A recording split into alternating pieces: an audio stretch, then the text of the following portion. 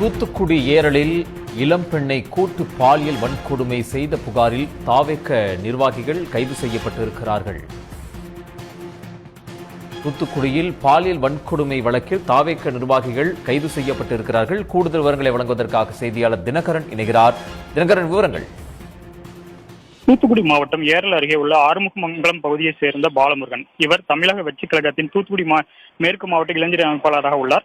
அவரது நண்பர் ராமநாதபுரம் பகுதியை சேர்ந்த ஜெயபால் இருவரும் தமிழக வெற்றிக் கழகத்தின் நிர்வாகிகளாக உள்ளனர். இவர்கள் இருவரும் ஏரல் தாலுகா பகுதியை சேர்ந்த இளம்பெண் ஒருவரை வேலை வாங்கி தருவதாக காரில் அழைத்து சென்று ராமநாதபுரம் அருகே உள்ள ஏர்வாடி பகுதியில் தனியார் விடுதியில் தங்க வைத்து குளிர்பானத்தில் மயக்க மருந்து கொடுத்து பாலியல் பலாத்காரம் செய்ததாக கூறப்படுகிறது.